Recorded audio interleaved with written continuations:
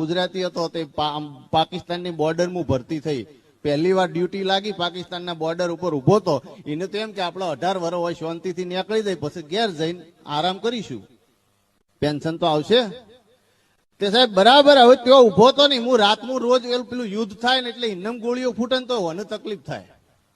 મારે કેવું હોય તો સાચું કા ગોળીઓ ફૂટે, તો કે બોર્ડર ઉપર શું મજાક કરતા હોય, પણ મૂળ ગુજરાતી બુદ્ધિ ને.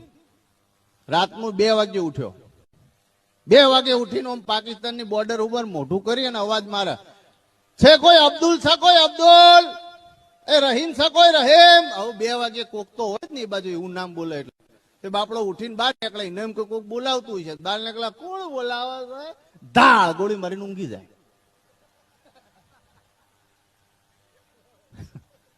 બીજા દાડ પાછો 2 વાગે ઉઠ્યો, ગફાર છે કોઈ ગફાર, રહીમ છે કોઈ રહીમ. હવે પેલા બાપડા નીંદર માં કોઈક અવાજ મારે એટલે એને એમ કે અમારા સાહેબ બોલાવતા છે. આમ આખો ચોરતું ચોરતું બહાર આવે, ધાડ ગોળી મારીને ઊંઘી જાય. આવું 5 દાડા ચાલ્યું. પછી એને બુદ્ધિ આવી કે મારા 5 જણા ઓછા થઈ ગયા. આ કોઈ ગુજરાતી આવ્યો, નક્કી રાતના 2 વાગે રાડો નાખે છે અને સવારે એક આપણો ઓછો હોય. તે 1 વાગે ઉઠ્યા.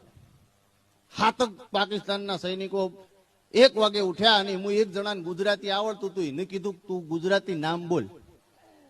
હન સાહેબ એને અવાજ કર્યો, એ ભાઈ મગન છે કોઈ મગન, સગન છે કોઈ સગન. કોઈ નો આવ્યું.